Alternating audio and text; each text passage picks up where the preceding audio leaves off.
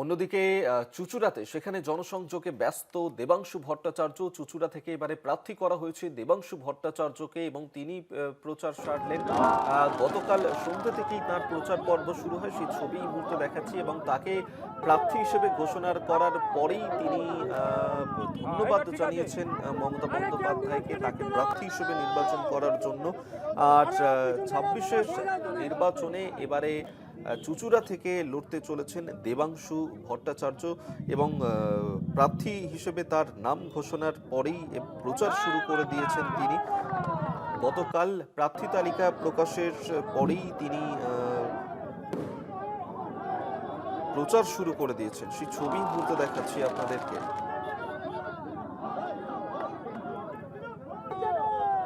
সুমন করাতি এই মুহূর্তে আমাদের সঙ্গে টেলিফোনে রয়েছেন প্রতিনিধি। সুমন, দেবাংশু ভট্টাচার্য তাকে চুঁচুড়া থেকে তৃণমূলের প্রার্থী করা হয়েছে।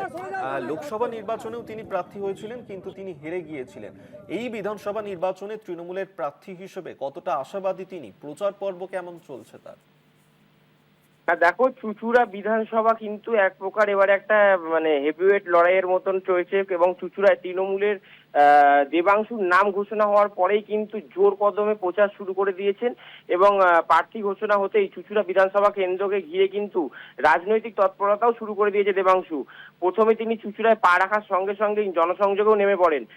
সুগন্ধা মোড় থেকে গাড়িতে প্রথমে এগোতেই সাধারণ মানুষের উষ্ণ সাড়া পান এবং রাস্তার দুধারে ভিড় করে কিন্তু বহু মানুষ দাঁড়িয়েছিল তাকে দেখার জন্য এবং তাকে দেখে কিন্তু উচ্ছ্বাস প্রকাশ করেন।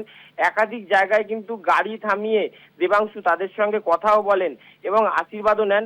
আবার কখনো কখনো কিন্তু হঠাৎ করেই সবজির দোকান বা চায়ের দোকানে ঢুকে সাধারণ মানুষের সঙ্গে আলাপচারিতাতেও কিন্তু মেতে ওঠেন দেবাংশু। আর শহরের মানুষের কাছে নিজের গ্রহণযোগ্যতা বাড়াতেই কিন্তু এই সরাসরি যোগাযোগ, এমনটাই কিন্তু মনে করছে রাজনৈতিক মহলের একাংশ। এদিন কিন্তু দেবাংশুকে এক নজর দেখার জন্য কিন্তু রাস্তায় উপচে পড়েছিল ভিড়। আর তার উপস্থিতিকে ঘিরে চুঁচুড়া জুড়ে তৃণমূল কর্মী সমর্থকদের মধ্যেও কিন্তু লক্ষ্য করা যায় প্রবল উৎসাহ, উদ্দীপনা। বিভিন্ন রকম আতশবাজি ফাটানো হয় যখন দেবাংশু আসেন। আর এই উচ্ছ্বাসের পাশাপাশি কিন্তু দলের একাংশের মধ্যে রয়েছে মিশ্র প্রতিক্রিয়াও। যেমন দেখা গেছিল যে চুঁচুড়ার বিধায়ক কিন্তু তার দেবাংশুর নাম ঘোষণার পর এক প্রকার জানিয়ে দিয়েছিলেন যে রাজনৈতিকভাবে তিনি সন্ন্যাস নেবেন, কিন্তু দেবাংশু জানিয়েছেন যে তিনি প্রাক্তন বিধায়কের সঙ্গেও দেখা করবেন। ধন্যবাদ তোমাকে। সুমন করাতি আমাদের সঙ্গে টেলিফোনে ছিলেন প্রতিনিধি। অর্থাৎ এই যে চুঁচুড়া বিধানসভা কেন্দ্র, এর আগে অসিত মজুমদার গত বিধানসভা নির্বাচনে সেখান থেকে লড়েছিলেন এবং জিতেও ছিলেন।